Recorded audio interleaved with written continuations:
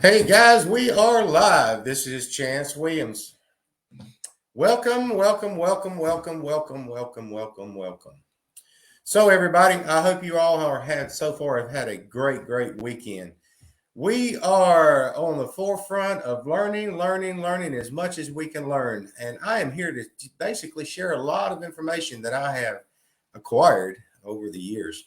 So this is going to be a perspective from automotive technicians that work in the service bays that, by God, think they are the gods and the rulers of the world when it comes to, dealing with taking care of customers' cars and hopefully taking care of them properly.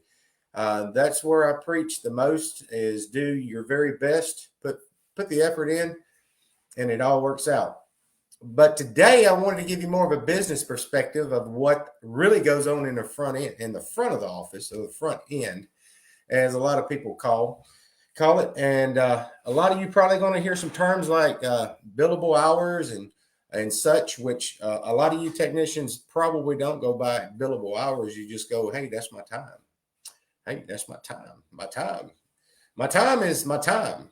Well, a lot of you guys nail it every week, and a lot of you guys suffer every week, and it happens. I don't care who you are. You'll have good weeks, and you'll have super bad weeks, and then you can have multiple bad weeks, and then have really good weeks. Being an automotive service technician is a tough job, especially if you are a flat rate billable hour type guy, or if you really just want to take the easy way out and you want to shoot out there and just get paid by the hour and lay back and do your job and go home.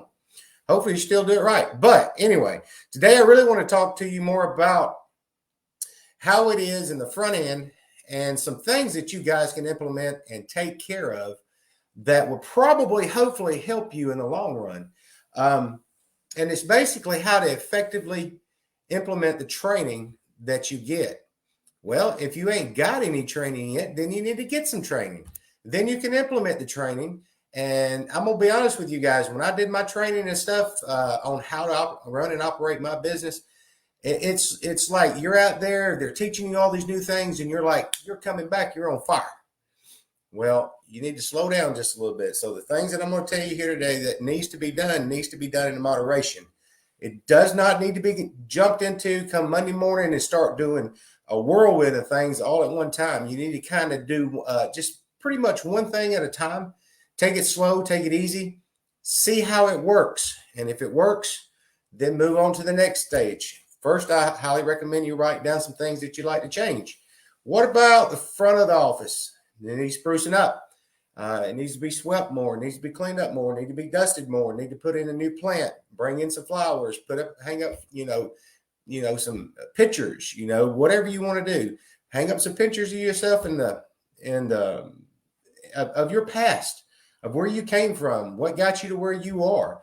Put up your all your guys' certifications on the walls and stuff. Customers love those things. Be informative. Be transparent. Not like your government, but be very transparent about doing business, especially when it comes to dealing with the general public. I'm just going to be completely honest with you.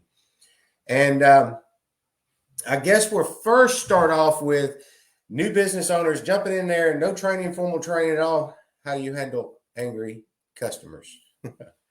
That's a tough one to me. That's a really kind of a thorn in the side kind of thing where, I'm just a kid when I opened up my business 27 years ago, or actually 26 years ago, July this year, excuse me, not January.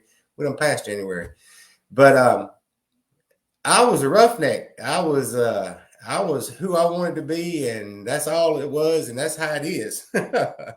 And you have to kind of deal with people a little bit differently because one guy's coming in smiling from one end to the other, ready to get his car fixed and ready to pay you that money and slap it in your hand and walk out the door. It's totally different from the next guy that comes in that's just low and tone and dead on the tone scale and completely wiped out. And you're trying to figure out, how do I handle that? And then you take all the man's information and he's running out the door, you're scurrying to get his car inside, and all of a sudden your guys if it's a one-man shop or a 10-man shop, it doesn't matter. You jump in there, you get it done, you get the estimate up, you call him, and he says, okay, fix it. Well, you kind of don't know this guy, but you're brand new, so you're saying, yeah, got me a job. I'm going to fix it. And so you jump in there, you get it fixed, and something goes wrong, and you don't really know about it, and until after the customer gets back in there, pays you for the bill, puts money in your hand, and walks out the door. Gets in his car, leaves, gone 2 hours. Next thing you know, you get a phone call. And boy, that phone call really gets your nerves ratchet right there really quick, because you're having a hard time wondering, oh my God, what happened? What happened? Did he do this? Did he do that? Did I do that? You're trying to remember before you get on the phone and have a conversation with him. Well, he tells you that something's not right, and then he's coming back. Okay. Well, he comes back in. Well, the next thing you know, you replace the spark plugs in the vehicle. Now his brakes are vibrating, but they wasn't like that until you touched it. And he's just going off the deep end, cussing you, calling you every kind of name and everything under the sun. And you said, hang on, this is the best. This is the way I figured the very best way to handle this situation is to just take a deep breath, listen to everything the man has to say, and make sure you have a pen and piece of paper in your hand. And then he gets through ranting and raving and just calling you everything under the sun. You just stand there and say, okay, so basically you're saying that your brakes are vibrating and this and this and this. You say yes. And he starts screaming this, I will be extremely happy to check your vehicle out. Please let me do it. We'll get it in and see what happened. And you did have the tires off, rotated them, of course, and checked the brakes and all for them. But did you guys take it on a test drive? Did you? Or didn't you? So you don't know whether the brakes are vibrating beforehand or not. So on the work order, you did a tune-up, you did an oil change, you rotated the tires, you inspected the whole car, you gave it back to the man. Now he's complaining about his brakes vibrating. Well, I'm here to tell you that you basically go over the invoice with the gentleman or the lady, either way. Do not give them any money back, period. Just be as calm, as cool as you can. Be as nice a person as you can about the whole situation, no matter whether you're brand new or you old school and you've been in it 50 years. It doesn't matter. Because I tell you, if you do that, you got a leg that if he decides to leave from there and decides to take you to court, then he pretty much got a leg to stand on right there. Because when you do get in the courtroom, the judge is going to be wondering, why in the world did you give that man his money back? So there you admitting fault. So just in a nutshell, when somebody comes in like that, just be as patient as you can, be as nice as you can, completely blow this person away by not losing your cool, going and grabbing a screwdriver and going out there and knocking his brains out. Just don't do it. Because I'll tell you, like I tell everybody, kindness is a lot better than being mean. And sometimes we lose our cool, don't get me wrong, but we're in business, we're in the public eye. And, no matter what that guy goes and says, he can't say that you just come after him with a screwdriver, or you cussed him and called him all kind of names and everything under the sun, and, just to get him out of there. Just be patient about it. Say, absolutely, we'll check your car out. Let us take a look at it, get it inside. Then that way, after that point, the car is inside. Before you start discussing anything on the invoice, well, I only did this. It wasn't my fault. I didn't do anything. Right there, you're throwing red. You're putting a marker, if you want to call it, in the customer's eyes, like, oh, really, before you even get the opportunity to look at it. That way you can say, you didn't leave a rag or something that fell over in there and got stuck in between the caliper.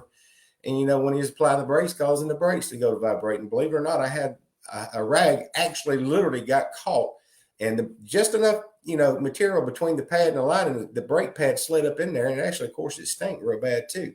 But it happens. Just silly things happen. So basically what I'm saying is, no matter what you do to a car, don't automatically tell the customer that, hey, we didn't do anything. Go ahead and pull that vehicle in, take off all the tires, look at everything all the way over. Then you can bring the customer out to the shop if you feel like you need to do so. Look, Mr. Miss Customer, well, we put your, say for instance, we put ball joints on this right here, and we put spark plugs in. These are over here. These are your brake rotors, Mr. Miss Customer. They do have a tendency to vibrate. Now, we do apologize. We didn't test drive it before. Just be honest with them. And, it just really builds a lot of trust eventually over a period of time, because your customers that act like that, either A, you don't know if they just came off an 8-hour, 10-hour, 12-hour shift, just had it out with their boss. You don't know what happened. You don't know if they had it out with their wife. And unfortunately, we're humans. We seem to take it out on people that don't even mean nothing to us. And so it seems to happen that way. So I highly recommend, if you ever decide to take a customer in that is irate and angry, sit there, take it. Yes, sir. Please, I'm begging you. We'll definitely take your vehicle and let us please get that thing in here. If anything we did, we want to take care of it.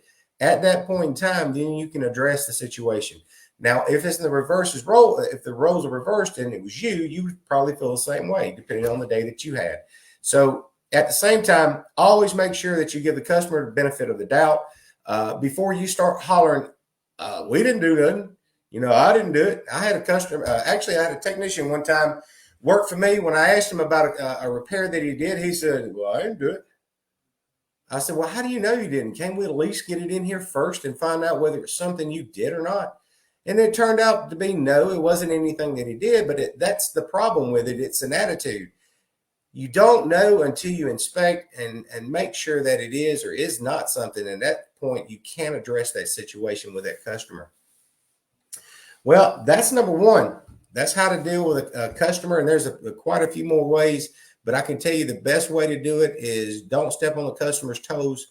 Let them have their rant. Make sure you do your job. Be as nice as possible about it. Take care of it from start to finish. And that way you can prove to the customer or disprove that we did or we did not do it. If he did do it, take care of it, move on. It means more to the customer than anything else. I promise you. Now, number two, all right, that was number one. So it was number one. Well, actually, that's number two. So because we just got through talking about, well, if we didn't, I'm going to say the first one first. If you don't have training in management, which was number one, you really need to get it because you're ready to set the world on fire when you get back and you're ready to implement everything under the sun. That's effective management. So really and truly slow down on it because once you learn a lot of things, you really want to go back and start changing the whole world. You really don't need to do it. So that was number one. And number two was how to deal with angry customers.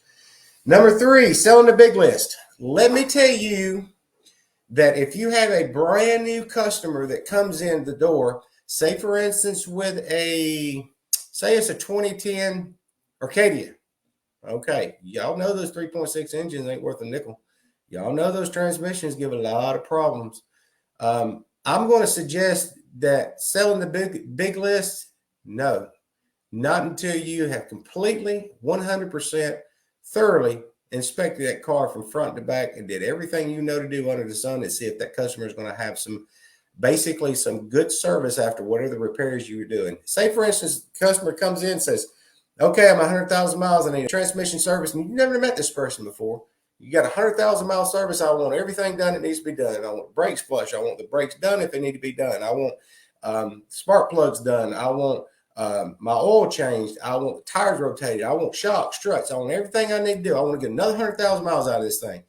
My suggestion to you is to stop that customer right there and say, oh, okay, ho. This is our first time that we have met, and it would be best your interest and best in your interest and my interest if we take this a little bit slower. Let's find out exactly what you have from that tail light to that headlight.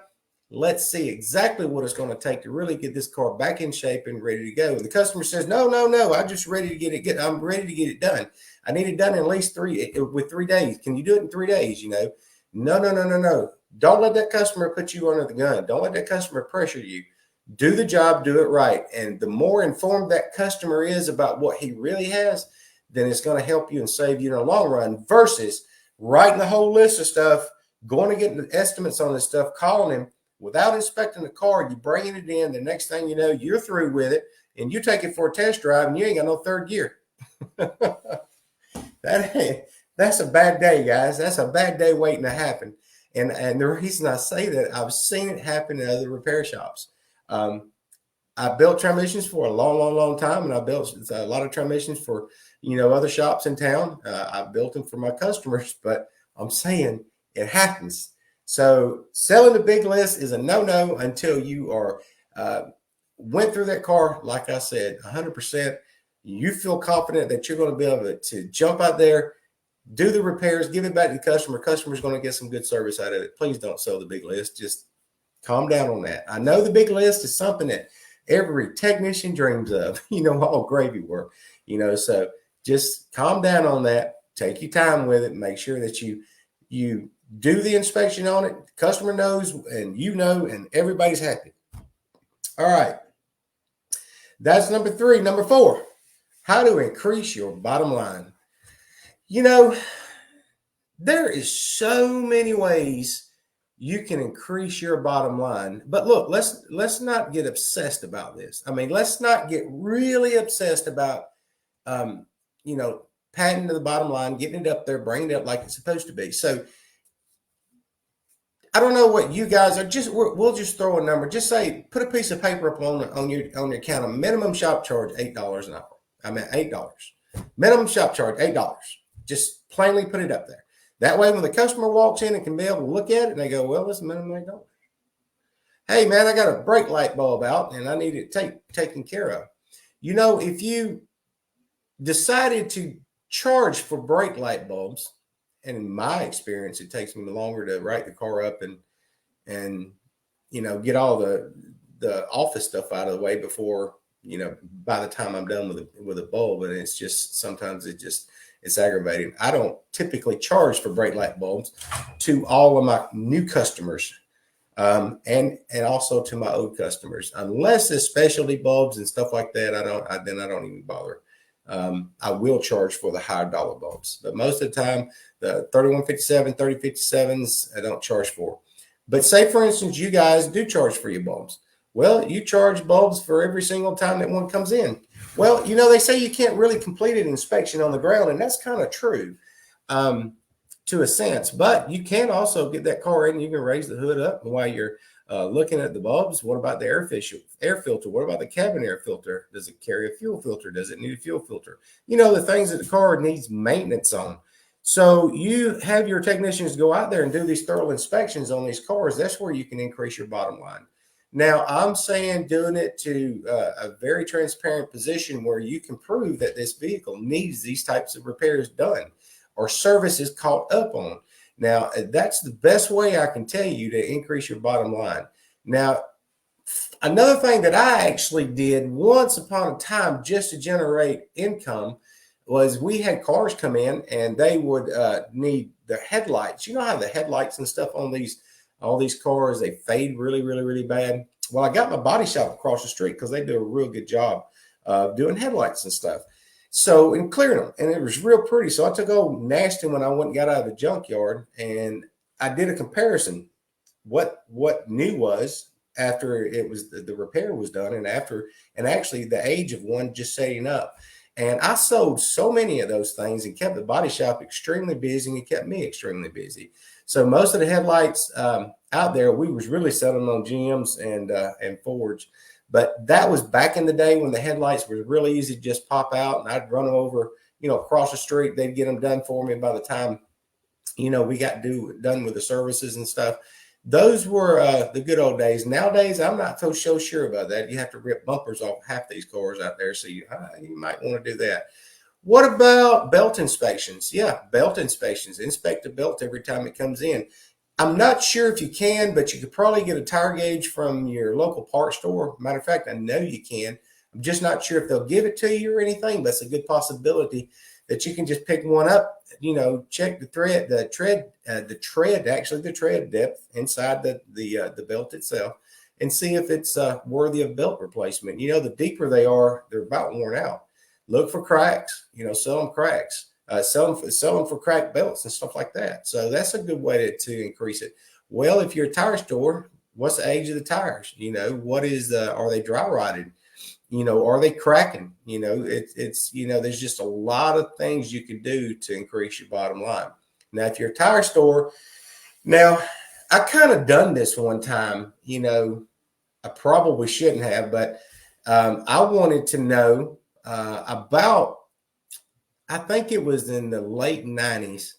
I was kind of a little bit frustrated with some of the cars that were coming in that had been other places. I think there was a couple of places in Noonan one place over in Alabama that some people where they live, and they brought some cars to me. So, and they was telling me, well, we had this done, that done, this done, and they don't know whether they ever needed it or not. I mean, maybe they did, maybe they didn't. But the thing that we did was I actually paid to have a couple of my customers take these vehicles and have them checked over and complain about the brakes or something. And they'd come back after we done inspected the car, and we know there's absolutely nothing wrong with it, except for like worn out tires and dry rotted on the side. They came back selling transmission flushes and stuff like that, and not even addressing what the customer actually was even in there for. So I'm telling you, I'm a bulldog when it comes to inspecting a car. And I'm going to tell you something. The reason I am, I've had a really bad incident one time when I first opened up my second week in business.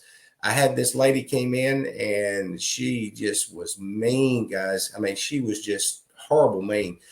I need my oil changed. And you're young and you don't know how to address this. Nowadays I just say, get out. I don't need this. You don't need to talk to me in any such way. But at the same time, as I have grown in this business, I have watched and learned that people have bad days and they take it out on people they don't care about. So I just said, yes, ma'am, I'll change your oil. And her exact words were, don't you come back with anything that I need for my car. I've got to go. And I was like, yes, ma'am. So I went ahead and changed her oil, and I was peeking around under there, and her belt was literally shredded in half, literally. And I went in there scared to death, and I told her, I said, ma'am, I said, you need a belt for it. And boy, she just lit up on me like a lightning bolt. And I said, okay. I'm just telling you, your belt's fixing to come off your car. Well, about an hour or so later after we were done, I was test driving another car. And guess who was on the side of the road broke down? She had done had me so gun shy about talking to the next person that come in. And see, here's the thing about it.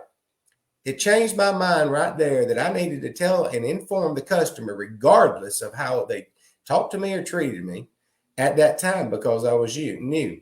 And nobody needs to talk to anybody that way. That's not what I'm saying. I'm saying that no matter how bad it is on a person's car, you need to address it to them like, hey, don't tell them sit down. Just say it's decision time. We got some decisions to make on this one. And don't ever tell a person that the car is not worth it unless this person for a fact has been in your life your whole life, and you can tell him that, and that person's background, and that person's car. Because I'm going to tell you another story that happened here just recently between two shops. The reason I'm telling you don't ever tell anybody the car's not worth it is this right here. Shop A gets a car in, it's a Tahoe, and he goes in, and it needs a list of stuff to be done to it. Well, the shop owner in there told him, it ain't worth it. Man said, okay, thank you very much. Do I owe you anything? And he of course, he charged him for a checkout, and he paid the checkout, then took it to shop B. And it wasn't my shop. No, it was a real good friend of mine's shop. So he takes it to him, and he says, hey, look, this is what I'd like to get done to my truck. And this technician / business owner said, yes, sir, I'd be more than happy to take care of that. But first, let me get you an estimate up on it, and we'll see what we can do for you. Did you know that guy spent $5,200 or $5,500 on that vehicle at shop B? And the reason being is the way you talk and the way you address somebody. You don't know if that vehicle is just a emotional roller coaster of events that's happened, that vehicle may have been passed down through generations, or may come from his father or the mother. It's just emotional attachment. So you can't really tell somebody unless you know them. Now, I'm not saying all your customers that come into your doors that you've been servicing for years and years and years, you honestly, you should be first and foremost with those customers. Say, look, these bills are getting outrageous. Do you really want to continue to keep putting money in this car like this? Because, you done had a transmission problem. Now you're having engine problems. Now you're having rear end problems. So The customers that have been with me that long, a couple of them, I've told them they needed to search for newer cars unless they wanted to continue forking out $7, $8, $9, $10, $11, $1,200, every few months to keep it in the road. At that point in time, it's a good thing to do that for your customer. But just make sure that when that time comes, you're doing a very good job of taking care of the customer and making sure they don't have no emotional attachment to that vehicle. So make sure you talk to them properly. So don't, it's like I'm saying, don't increase your bottom line to justify anything other than making sure that you take care of the customer, take care of them properly. Make sure you don't lie to them. Be more transparent about it. And I promise you, you'll go further in business than you ever have. I promise you that. So I bet you this is number 5. So number 5 is how are you guys selling diagnostics? And the reason I say that is because that's a pretty big word, but it's catching on. And I can tell you that it's catching on because we're having a multitude of calls with customers that's saying, how much to diagnose my car? How much is diagnostics? So the word's actually finally getting around. But at the same time, you still run into some of these customers that do not have a clue about diagnostics. They think you're fixing to take them into surgery, cut them open, and take all their money. That's what they're thinking. That's what they're thinking about what diagnostics is. So what I'm going to suggest to you is up on your counter, get a basic check sheet for diagnostics, say for overheating. Okay. We're going to pressure test it. We're going to check your radiator cap. We're going to check all your hoses, inspect all your hoses. We're going to look at your cooling system. And all of this costs $79,995, whatever you want to charge. That way they know what they're getting into. Now, when it comes into diagnostics on check engine lights, service engine lights, and stuff like that, you can charge 3/10 for every scope pattern that you do. You can charge, whatever you guys charge. A lot of you charge a minimum of $300 for 3 hours. Most of the dealerships, I think, we would need a minimum of 3 hours to diagnose your car, Mr. and Miss Customer. This is $300. You can charge by half-hour increments. You can do however it is you want to do it. But I'm suggesting that you put basically something up on your front counter to kind of explain it, because if they can physically see all the stuff that you're going to do to it, or even when it comes to diagnostics, first off, we're going to pull your vehicle in our shop, in our bay, and we're going to pull out our computer, and it's going to talk to your computer, and then we're going to check for trouble codes. Then we're going to look and see if there's any technical service bulletins out. Then we're going to begin the process by elimination and find out, okay, we got mass airflow sensor, trouble code stored open circuit, and it also says short circuit. So we got multiple mass airflow sensor codes. We don't know if there's a problem with mass airflow sensor, or we don't know if it's circuitry problems. We don't know the ECM problems. Kind of put something out like that, because if they can physically see it and you're charging a $300 minimum fee, be honest about it. If it's taking you an hour, don't charge them $300. I don't think that's fair. I think that'll come back and bite you in the long run. Charge for the time they should actually have in it. Now, take for instance for today, I've got a customer who's got a Mini Cooper. Okay. I wish customers would tell you everything when you ask them, but they don't. So anyway, this Mini Cooper comes in and he's got multiple lights on, and I go to inspect this car, and I'm like wiggling this connector, and it's like funny. Excuse me. And I'm like, it's funny. I'm like, oh crap. And next thing I know, I pull it apart, and the connector is just obliterated. It's gone. It's just destroyed. Not one, not three, but 5 different connectors. And it has the knock sensor wire plugged into the, it's actually a purge control valve. We know it as, but I think it says it's a vent control valve for the fuel tank, but it's basically a purge control valve. So they got those 2 connectors backwards. And it's not even throwing a code for the knock sensor. That's the coolest part. All it needs is a reference voltage, right? It knows it's working. But anyway, to get back to what I'm talking about, if you put something up on your counter, if you're all brand new to that, and a lot of people just, settle in and go, yeah, I'm getting all of this right here. Shoot, yeah, let's do it. We'll take care of it. Excuse me. So number 6, how about this? So I bet a lot of you guys get these knuckleheads. And when I say knuckleheads, I mean the really big knuckleheads that come in that want everything for free and can't afford to get their car repaired, number one. They cannot afford trouble. I mean, they can't even afford a cup of coffee. Now, unfortunately, we have people like that in the world, and I don't really feel sorry for them, to be honest with you, because of my upbringing, and I had it pretty rough, and I decided to make decisions for myself to do better and make better myself. And I think every person walking, breathing, and living in the world has the opportunity to do better and make the best of their life. And if they choose to go down that road, I'm sorry. Now, but at the same time, I do have a little compassion for people like that, and if I know for a fact that they are having issues and stuff like that, I would definitely, step up and help, and I have, and I still do to this day. Because some people they hang around the wrong people, and that can get you into a lot of trouble. But anyway, I'm talking about the 1% knuckleheads that really get under your skin and come up there for free this and free that and free this and free that. It's kind of hard to tell you an exact way of doing it. There's so many ways you can do it, from ignoring them to telling them there's a charge. But I think the best way to explain it to them is, look, okay, we have extremely high-tech equipment here. We have programs that we pay out the gazoo for, and we have very well-trained certified technicians. There is absolutely no way in the world that I can get your car in here and check it out and fix it without a fee. Now, if you're ready to pay a fee, then we will be more than happy to take care of any problems and services that you do need. Now, shall we continue? And they should tell you yes or no.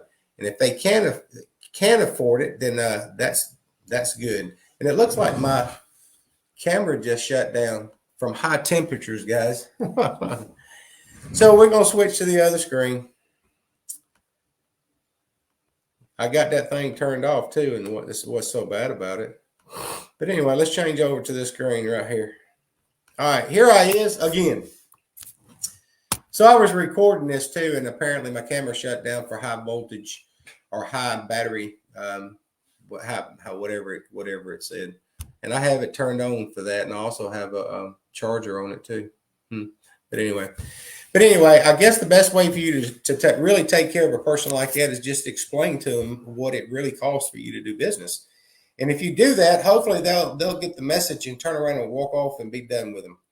Now, you'll get to know those not 1%ers, because they'll come in and then they'll want the car checked out. And I think what they're doing is they're going to let you check it out, and they're not going to tell you, and then they're going to go, and buy the parts and put the parts on themselves because they think they're saving themselves some money.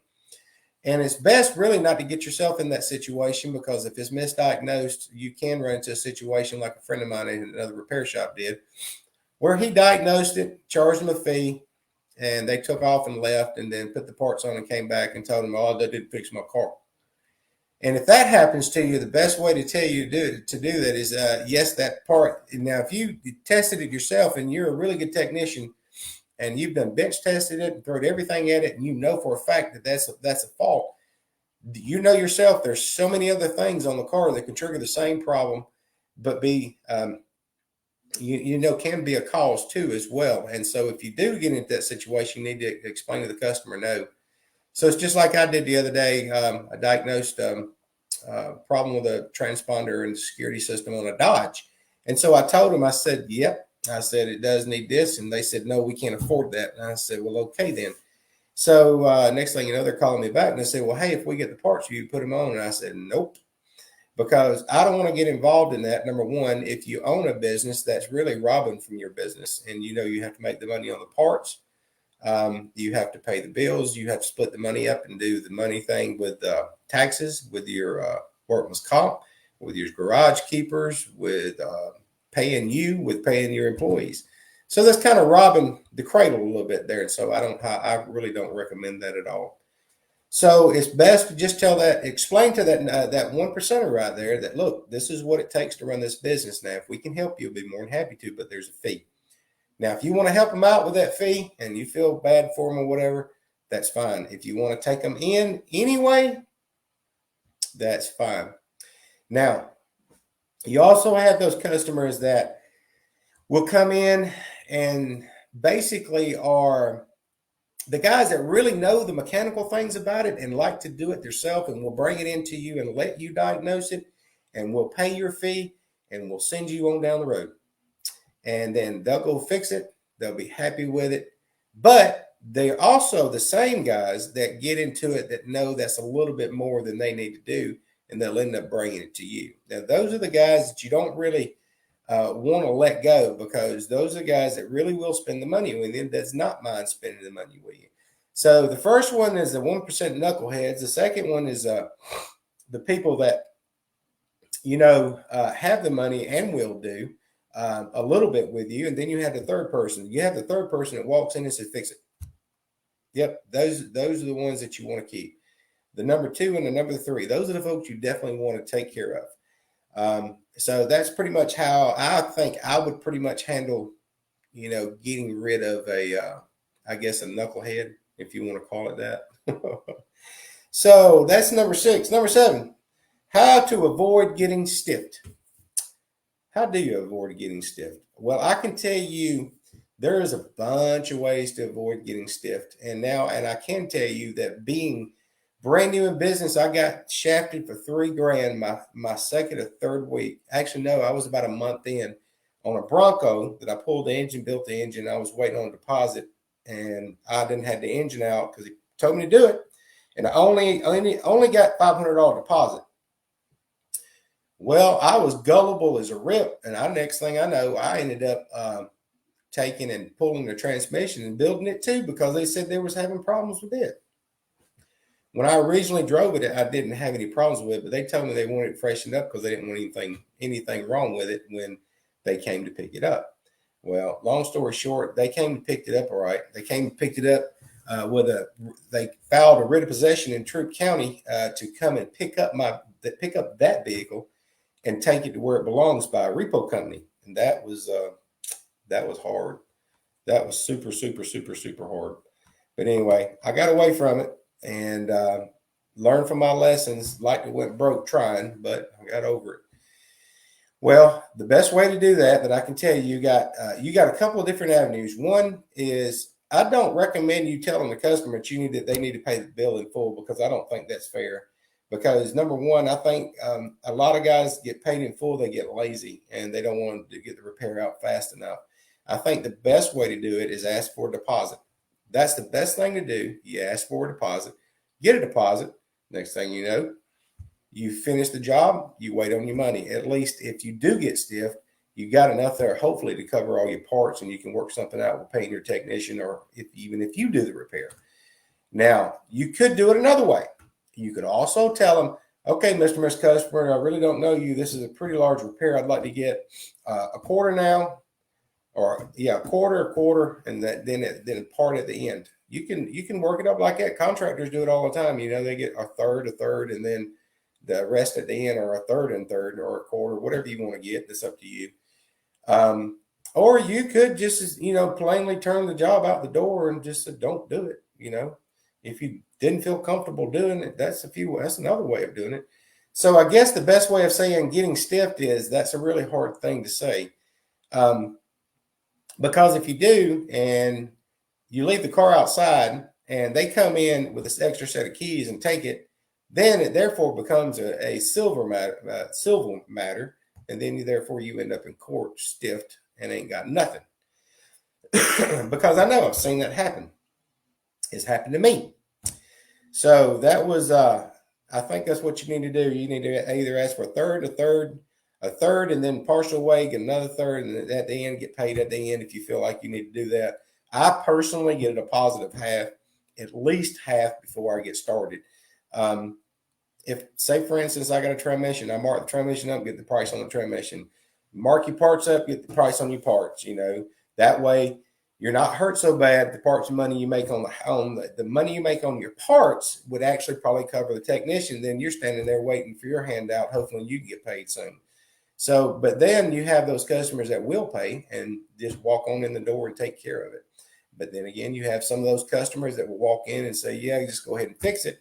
And you are just stuck there, even if they do give you a deposit and don't want to pay you the balance. I've seen that happen. And, I've even had customers, and I know other shops have, where I got a deposit down and I was done with the car and I'm waiting and waiting. And then I finally get in touch with somebody, and the people who own the car passed away. Well, that's when the family kicks in and comes and pays you and picks the car up. Or then you're stuck trying to get the paperwork and stuff for the car to get it, over in your name and all this other stuff. It's just, they don't make it easy, is what I'm saying. So the best rule of thumb is get a third partial way, get another third, and then get the balance at the end and be done. Or get, like I do, get your parts money up front, parts money that is marked up, that it's supposed to be marked up, that you're making the money on. That way it probably would help cover, your technician or either you. That would work and help you out there. So here's a good one. Here's the best one in the world. And I can tell you how to correct it and fix it really quick. But a lot of people don't do it. Okay. How to avoid chasing noises that you can't hear, that you can't find. Customer brings a car in, walks over to the service desk, service advisor, and says, yeah, I got a noise. Okay, the service advisor, noise in front of you. Yes, a noise in front of you. And so you get it, tickets dispatched to you, and you're sitting there, noise in front of you. Okay. Is it hot? Is it cold? Is it going over bumps? They didn't get none of that information. So what am I looking for? And you're shaking your head. What the heck am I going to do? You just go drive it.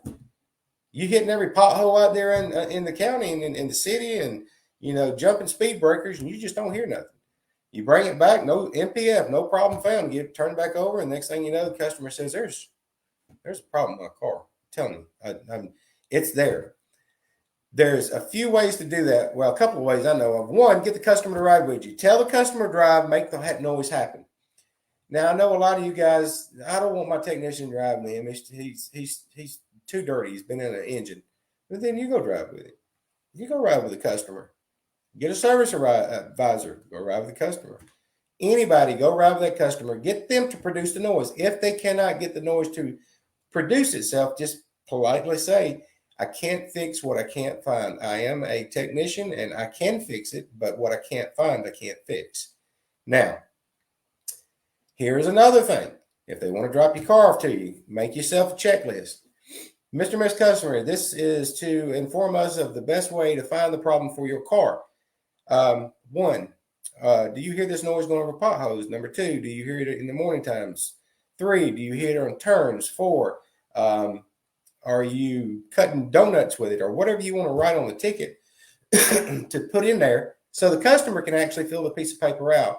That piece of paper can be dispatched with the technician. The technician go, oh, they said they got this noise on turns. Cool. You go out there and do a couple of figure eights, and you got a CV axle popping, or you got some sway bar rattling going over bumps. It's a good thing to do. Just fill out the piece of paper, let the customer fill it out.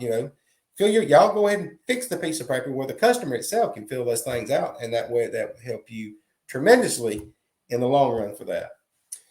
Now, I think we talked about this, but I'm going to talk about it again. It's number 9. And I don't know if I did or didn't. And it's turn a good sale into a great sale by refusing the money. And you're going to be like, what the heck is you talking about? Well, let me tell you what I'm talking about. It's just like I said earlier. It's going to keep you tail ends out of trouble. Customer comes in and wants that full grocery bag full to fix. And you go in and fix it, and then you run into problems, and you got a worn out car that should not have been fixed. So say, for instance, you're way up north and you got these cars that are rust buckets, right? They're massive rust buckets. You need to bring the customer in. This is where I'm getting into the emotional attachment to cars. This is where I'm getting into, You have no right telling that customer that they do not need to spend money on that car unless you say it in a tactful manner. If you say it in that thing's a piece of junk, it don't need to be you don't need to put no money in that junk. That's where you're going back to that A shop and B shop. A shop told him it was a piece of junk. B shop got $5,200 or $5,500 out of repair. The guy wanted to keep the car going.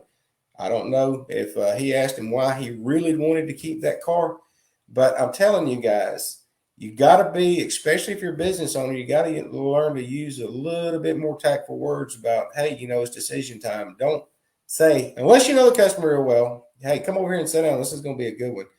Or just be tactful about it. Say, hey, it's decision time. So look, this is what we found. Let the customer be interactive with you. Let the customer make the decisions. The customer can pick and choose what they want done to their car. This is where I'm going to tell you, yes, I believe the customer has the right to pick and choose what they want to have on the car. But if you trying to throw ball joints out there and they want to kick it off the ticket because it's $1,200, I think that's where your job to come in and say, no, Mr. Customer, we need to leave the spark plugs off here. We need to leave the fuel filters off here. We need to leave all these fluids off here. We need to take care of the ACE system first. That ACE system is safety. That is where everything in the world carries you down the road, and we want nothing to happen to you. So I don't think that we should do all these other services until we get this major thing right here taken care of. Let the customer be more interactive with you, and that way it makes the customer feel like they're actually doing something. It's kind of like, for you guys that don't, a lot of technicians can do pretty much anything. A lot of technicians can, do AC housing, I can do electrical and stuff, but I'm just absolutely zero good at building anything. But if I'm here with some friends of mine that build things, I have come over and do some things at the house, and shoot, I feel good when they tell me what to do. I'm like, yeah, I got this saw going. I'm Superman then. So I enjoy being involved in that kind of stuff right there, and I'm learning something. And that way, you're actually teaching the customer too, and helping them understand their car a little bit better. And it actually goes a long ways with you in business because, Sue's sitting, say, at the courthouse working there, and her buddy Paul's over there, and he's needing somewhere place to go take his car to repair. Well, you know what? ABC Automotive, they was just the sweetest people over there. They gave me the choices and what I really needed to do to my car to keep it in there. And I got some other stuff to do, but they were the best. So that's what you guys need to get to do. So I hate pollen season. I got allergies out the tail end, guys. I'm sorry about that. So what to do now? This is kind of a yes and no, and what to do and kind of thing. And yeah, you can do it, or you want to do it. And it's up to you. And I'll tell you what I do. Number 10, what to do about the free code readers? Like the parts stores. I hate that because number one, I would be fine with it 100% if they had somebody qualified and trained sitting in that store instead of a piece of paper to read out that the customer's not going to read. Hey, Vance said I needed to get the AutoZone said Napa said I need to get these parts installed. That's killing your sale right there because they're trying to push sales onto these guys sometimes, not all the time. But some of these stores they're trying to put here's the parts. And then, I can't do that. You know somebody, then they send them over to you and you go, let me tell you what I do. This is what I do. Now, you guys can do it any way you want to, but I've learned over the years that it kind of doesn't make a poop to some people, the way I talk to a lot of my customers, but I try to control the situation because I'm the professional. You guys are the professionals, so you kind of need your customers to be involved and active, but at the same time, you don't need to let them lead the conversation, especially when they walk in the door. Hey, I need 2 cents to put in my car. You do, and why you say you do that? Well, my engine light on. I went over there to AutoZone and hit a piece of paper, and it's 6 foot long. So here's what I do. I say, that's pretty cool right there, but you can put that away, and this is how we do it. Tell me your problem. Tell me what your problem is. Check engine light, noises, whatever you're having. That way, that's a symptom for me. We'll write all this information down. I'll get your car in here. I'll diagnose your car, give you a written estimate on your car, and tell you what it's going to cost to fix it. I don't care about AutoZone. I don't care about all those code readers and scanners, because we have really sophisticated piece of equipment here. We have factory level, information. We have factory level tooling. We have an extremely high tech shop. It takes a lot for us to get that thing in here and get everything hooked up, get it taken care of. The diagnostic charge is this. If you want to go ahead and do that, we can take care of it for you.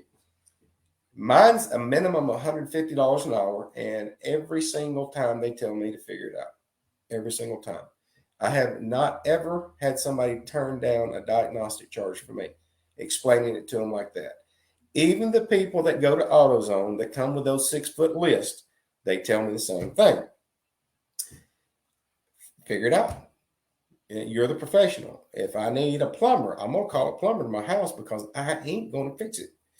Because they can get here and fix it quicker than I can run back and forth to Home Depot 9 times to get the parts that I need, because I don't know what I need. That's not my profession. You are the professional. Make sure, in a tactful way, hey, that's a pretty cool list you got there, but look, this is the way we do it. That's what you need to, how you need to explain it to them. Not the way I said it, but however y'all want to say it, it doesn't matter to me.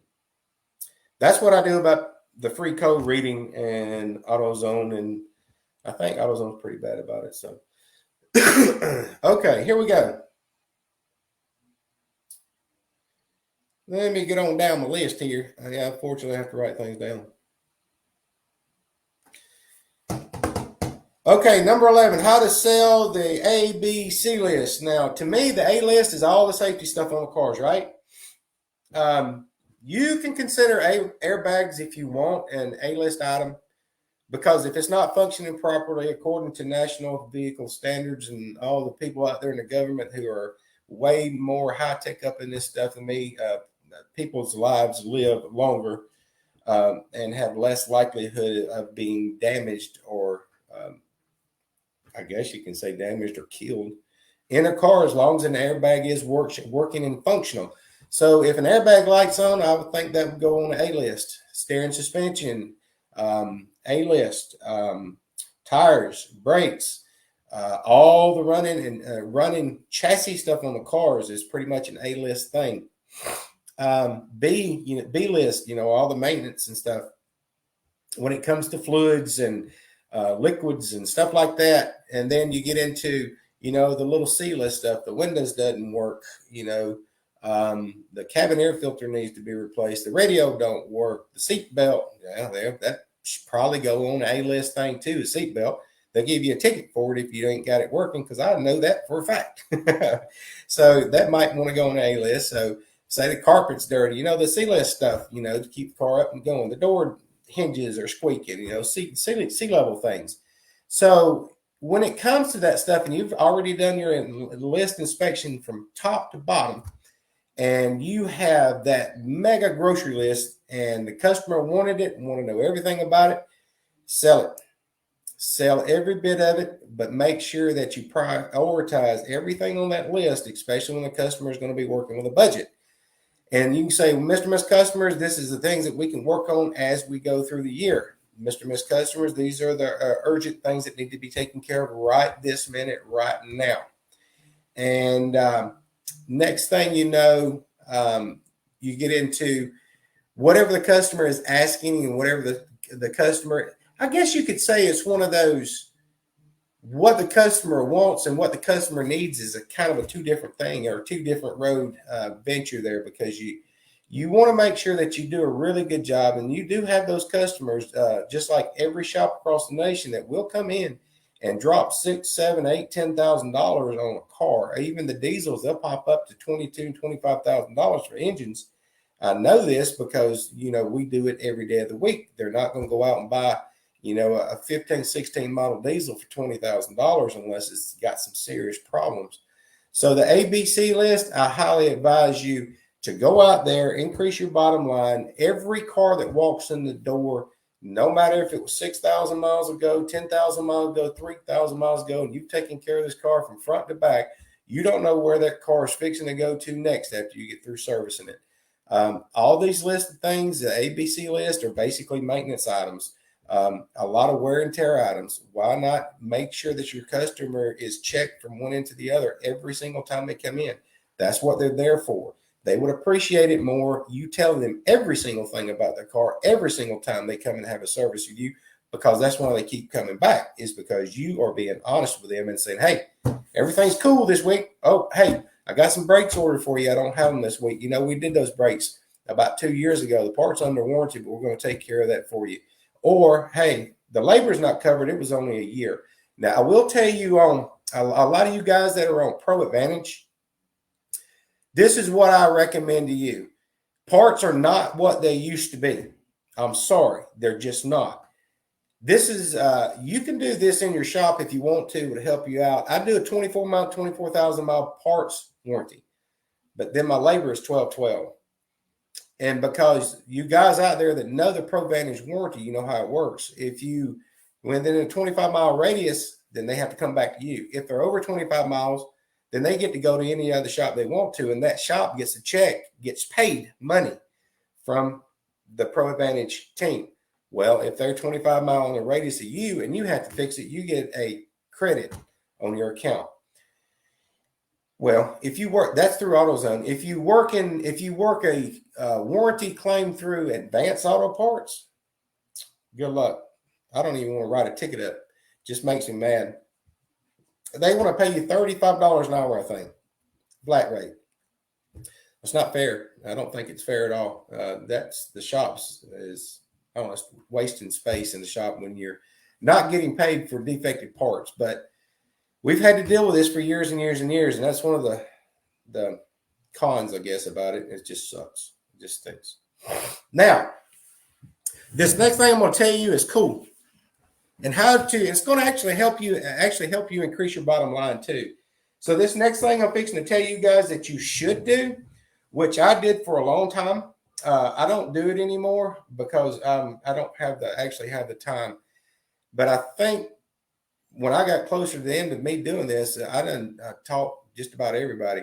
So, y'all guys ever thought about a little car clinic on the weekends for women? Have you ever thought of that? Any of y'all guys? So, how would you start a car care for women? Let's see. I wrote some things down in my phone. I think I did. That, let me see if I can find it.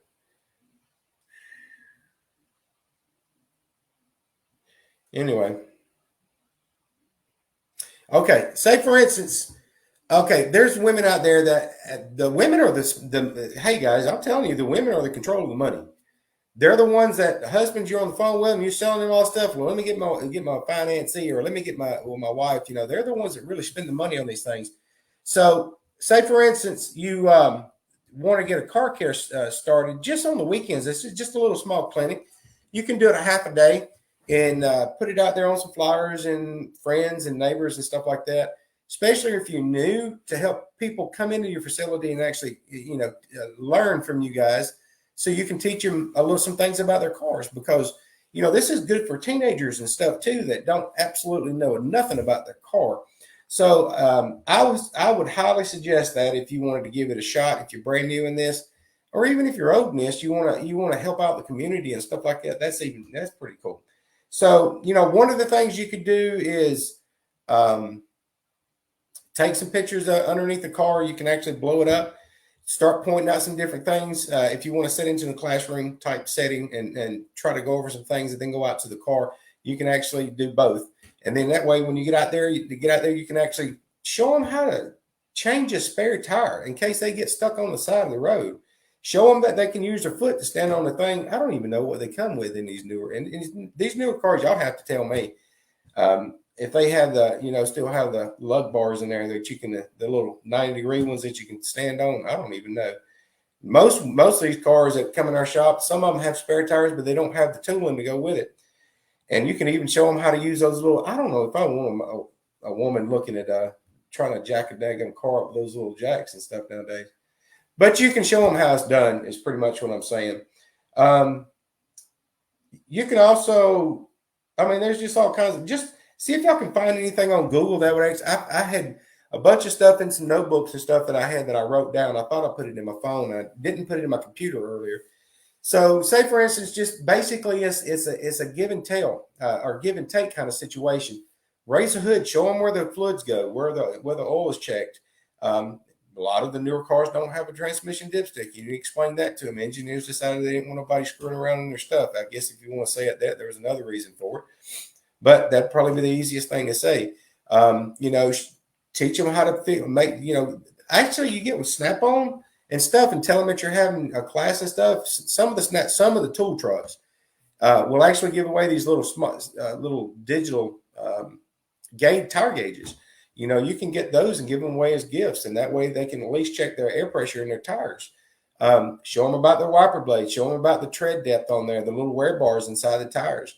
Raise it up. Show them down underneath. Show them. Don't let them get up underneath the car. Don't let them get underneath it because I don't want nothing to happen to them. But show them how the exhaust system works. Show them what they have underneath and where engine oil leaks and stuff like that come from. That way, if they ever go into another repair shop and say, "Hey, you got an oil leak," and that first thing that pops in their mind is hey, you tell me where to look for oil leaks and stuff. Valve cover areas up high, come down low. Then show them, hey, spark plug goes in here, but they recess this far in here. Pull out pictures, show. It's kind of a show and tell. Spend a little bit of time on it. Let them ask questions. Take the tires off. Show them the brakes. Show them how the brakes function. Show them some of the equipment that you guys use to actually work and repair cars with. Give them an insight on what it takes to actually get started diagnosing and working and taking care of one of these cars to keep them in the road. Basically, I guess is what I'm gonna say. Well, guys, I think that's pretty much going to conclude this little episode here of some of the ideas that I've written down that I've done over the years, from losing my tail to finally saving my ass in the long run, which works out well over a period of time. But the number one thing that I'm really going to highly suggest to you guys that are just getting started, I know you may be a technician, and if you are a technician and you don't know anything about the front end needs to work before the back end. I'm just going to be completely honest with you.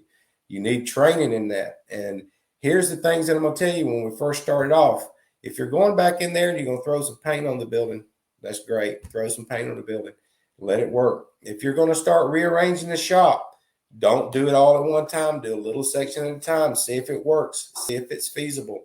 And see if you're getting good response from it. Hey, that was a good idea that we put that, that cherry picker over there. Man, I was tripping on that thing every time I walk with it. That's the best place for it. Make sure people stay with it. Put the stuff back where it belongs. Implement management things of the way you would like it.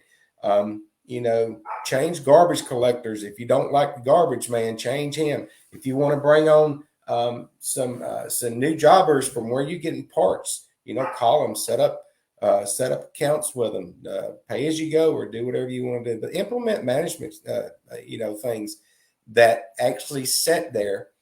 I guess the best way I can say it is the guy that actually taught me. I think he caught me. I was holding a wrench in my hand or something, and my wife was on the phone with him, and he said, "Tell him to drop that wrench right now and get in there and work on his business and not work in his business." And I said, "Oh, shucks." So I worked on my business for years and got it to where I wanted to. And then, so I enjoy the time that I have done, and the people that I've met and the things that I've done. But you learn these things as you go, and they're not free. It costs you out the butt end. Look, there's a link in the bottom down there. I also can post book a call if you guys want any more information on that, and y'all want to sign on with me and Barbara for some training. We can do some on-site inspections for you. Try to get your shop turned back around and start making it profitable for you. We do those things, and we're fixing to start doing them even jumping into it even more. We're already working with a couple of shops that are doing really well right now. All right, guys, let me see if I can answer some questions here. If anybody's got questions. Let's see. Don't mess with radios, convertible tops. Well, you know what? That's a good question. Yes and no. I've actually did convertible tops for a long time when I worked at Ford. That's on the only Fords, nobody else. I did a lot of the convertible tops on the Mustangs. They're really not that bad after you do them a few times. Radios, I agree with you. I send them down the road. I don't even want to fool with them. They got power, they got ground. Hey, I'm done. Let's see. A test drive prior. Definitely test drive prior. We test drive. I test drive personally every car that comes in my shop. If it's for an oil change or no matter what, I don't let that car leave until I've driven it. The reason being is you get the brakes warmed up, heated up. That can be a sell for later if you got a little trimmer in the brakes. You can write it on the ticket. That's an upsell for future work. That is a guarantee that if you have a customer that's been with you a while, that gives you the opportunity to say, hey, I got it.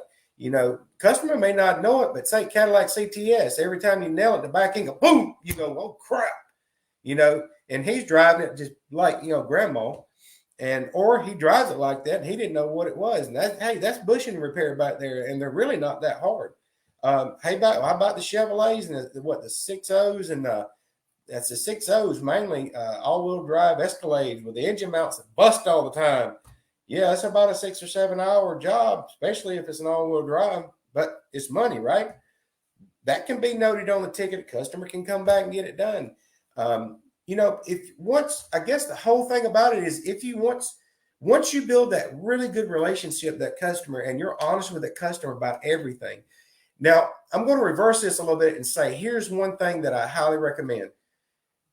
Either A, the shop manager, B, the service advisor, or either the owner that is that is mingling in with the technician that is doing all the repairs on this vehicle needs to be extremely transparent, because the problem is with technicians will kind of skew information a little bit or not spit it out like it's supposed to be.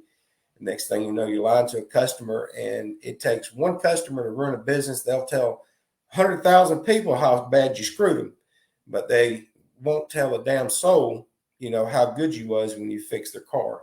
Don't get me wrong, not everybody's like that, but most of the people like that. So yes, test drive prior to repair is a plus. I don't care how bad I feel, I do it. That's my job. I note it on the ticket. That way, when it comes back, it's on my tech copy, and it's also in the computer because I note everything in the computer. This is funny that you brought that up, which is I didn't say that when I should have. Thank you for that. So here's the thing: guy comes in, a calls actually 2 weeks ago. Told Barbara, said, "Hey Barbara, y'all guys put a transmission in my car about 2 years ago." And Barbara said, "Okay, let me look." So she goes and looks. She says that was 11 years ago. Customer wrecked the car, and they told the insurance company was going to help them out with it, but it was 11 years ago. Time gets away from people, so always make sure you document it.